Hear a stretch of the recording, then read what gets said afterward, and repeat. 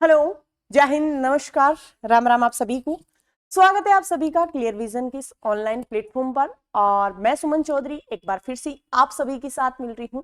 आज हमारी जो पटवार टेस्ट सीरीज आपके चलाई जा रही है उसी में हिंदी का सॉल्यूशन लेकर के और टेस्ट नंबर 16 का आज हम सॉल्यूशन देखेंगे। तो देखते हैं हमारे जो क्वेश्चन है वो। और ये रहा आपका पहला क्वेश्चन कि रामायण शब्द का सही संधि विच्छेदी होगा।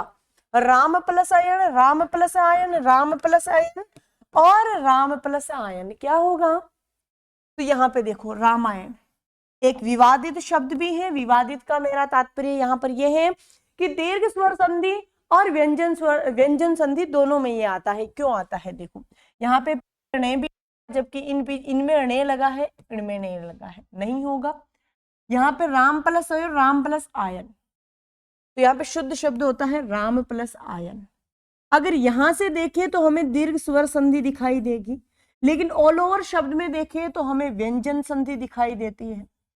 व्यंजन संधि का एक नियम आता है कि प्लस के पहले कहीं पर भी रहे और प्लस के बाद कहीं पर भी ने हो, तो ये ने है जो ने में परिवर्तित हो जाता है, यानी दीर्घ स्वर संधि का ये अपवाद माना जाता है। यहाँ पे सेकंड शब्द आता है आपका कि दिनानुदिन का समास विग्रह होगा। दिनानुदिन का समास, दिन के बाद दिन, दिन एवं दिन, दिन के बाद दिन, दिन और दिन। बताइए क्या होगा? पहली बात तो यह है कि दिनानुदिन में समास है कौन सा, तो यहां पर यह ध्यान रखना कि अव्ययी भाव समास है। कौन सा है? अव्ययी भाव समास। दिन के बाद दिन एवं दिन, दिन के बाद दिन, दिन और दिन। अब अव्ययी भाव समास यानी कि शब्दों की पुनरावृत्ति हो रही है, तो समास विग्रह दिन के बाद दिन या दिन एवं दिन, दिन और दिन नहीं, दिन के बाद दिन होगा। जैसे हम बोलते हैं दिनों दिन, और इसी में हम बोलते हैं रातों रात, तो रातों रात का रात के बाद दिन नहीं होता, रात के बाद रात नहीं होता, रातों रात का होता है रात, रात ही रात में। नेक्स्ट क्वेश्चन है, विदेशी भाषा की उपसर्ग से बना शब्द है। उपसर्ग जो कि एक शब्दांश है, यहाँ पे हमें विदेशी पूछा है। दोपहरी, दो उपसर्ग लगा है जो कि हिंदी है। यहाँ पे आया है बिन ब्याह, बिन उपसर्ग है, ये भी हिंदी का है। यहाँ पे आया औढर, औ उपसर्ग है, ये भी हिंदी का है। तीनों ही हिंदी के उपसर्ग है। दरबार जो शब्द है इसमें दर उपसर्ग लगा है, और दर का अर्थ होता है मैं, और ये जो दर है ये विदेशी भाषा का उपसर्ग है। नेक्स्ट, गुर्राहट में कौन सा प्रत्यय है? पहली बात तो ये देखो कि गुर्राहट शब्द कैसा है। ठीक है, देखो गुर्राहट, घबराहट, कड़वाहट, तो ये सारे शब्द भाववाचक संज्ञा है। तो यहां से हम एक शब्द लगा सकते हैं कि प्रत्यय जो भी होगा भाववाचक होगा। ठीक है। सेकंड, अब है कौन सा, कृत है या तद्धित है? तो आपके अभी टॉपिक चल रहा है कि गुर्राहट बना किससे है, तो गुर्राना से है। गुर्राना पीछे ना लगा है, क्रिया है, तो क्रिया से बने जितने भी प्रत्यय है वो कृत में जाते हैं, आपको पता है। तद्धित का मतलब होता है संज्ञा सर्वनाम में लगे प्रत्यय, तो तद्धित तो होगा नहीं, करण यहाँ पर होगा नहीं, मीडियम होता नहीं है, क्रिया का बोध ये करवा नहीं रहा है। यहाँ पे सही शब्दों का भाववाचक कृत प्रत्यय। आकांक्षा का सही विलोम है, आकांक्षा का सही विलोम है निराकांक्षा, अनाकांक्षा, विकांक्षा और आकांक्षा। क्या होगा? देखो यहाँ पे आकांक्षा, अनाकांक्षा, विकांक्षा और आकांक्षा, विलोम पूछा है तो आकांक्षा का होता है अनाकांक्षा।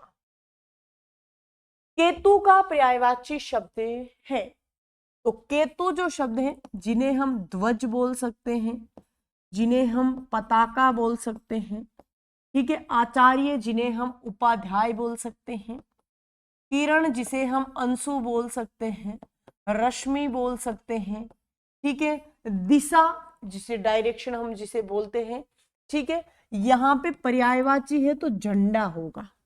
नेक्स्ट, वर्तनी की दृष्टि से शुद्ध शब्द है, वर्तनी की दृष्टि से शुद्ध शब्द है अवसान, इमारत, दीवाना, खेती है। देखो यहाँ पे अवसान वर्ण परिवर्तन किया गया है, क्योंकि अवसान देहांत का पर्यायवाची है, इस प्रकार से होता है।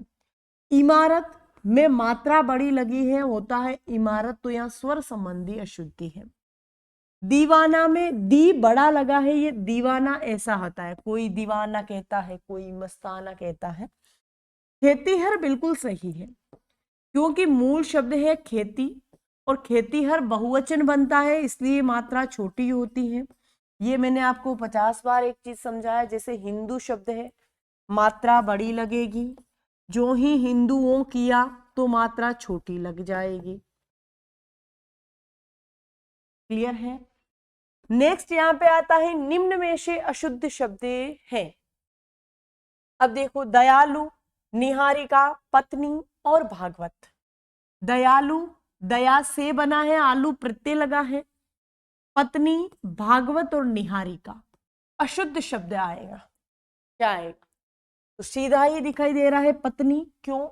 आपको पता है कि स्त्री सूचक शब्द है जिनमें मात्रा हमेशा बड़ी लगी है, चाहे पत्नी हो, बेटी हो, वधू हो, ठीक है, बहू हो, सब में मात्रा क्या आएगी? बड़ी आएगी।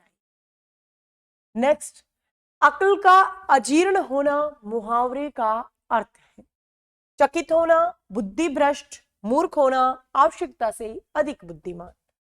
अकल का अजीर्ण होना यानी कि बुद्धि तो है लेकिन पच नहीं रही है, जैसे हम और बोलते हैं ना कि सफलता पच नहीं रही है, अजीर्ण हो रही है। अजीर्ण होने का मतलब होता है पचना नहीं, तो इसका मतलब है कि आवश्यकता से अधिक बुद्धि होना। भाई खाना पचता क्यों नहीं है? क्योंकि हम ज्यादा खा लेते हैं, तभी तो नहीं पचता है। वैसे ही बुद्धि आवश्यकता से अधिक होगी तभी तो अजीर्ण होगी। नेक्स्ट आती है, उतर गई लोई तो क्या करेगा कोई, लोकोक्ति का अर्थ बताओ। उचित समय पर कार्य लाभ, अपनी इज्जत अपने हाथ, मूल्यवान की अपेक्षा तुझको महत्व या बेशरम होना। तो अब उतर गई लोई, लोई यहां पर इज्जत के लिए है, तो क्या करेगा कोई, यानी कि यदि आदमी बेशरम हो गया है तो फिर उसका कोई कुछ नहीं बिगाड़ सकता। निम्न में से कौन सा शब्द कैजुअल का हिंदी समानार्थक है? कैजुअल हम बहुत बार बोलते हैं कि बहुत ये कुछ ज्यादा ही कैजुअल था, या कैजुअल जवाब, ठीक है, कैजुअल कपड़े भी होते हैं, या फिर जैसे वो रूटीन में कैजुअल जो प्रयोग करते हैं वो अलग होता है। यहाँ पे जो कैजुअल का प्रयोग होता है, ना दुर्घटना में, ना पूंजीवाद, ना विज्ञप्ति, आकस्मिक। कैजुअल का मतलब है अचानक। ठीक है, ये आपके आज का लास्ट प्रश्न था। उम्मीद है आपके प्रश्न सही हुए होंगे। ठीक है, तो कितने नंबर आए, कैसे आपको क्वेश्चन लगे, ये आप कमेंट में जरूर बताइएगा। थैंक यू सो मच, धन्यवाद।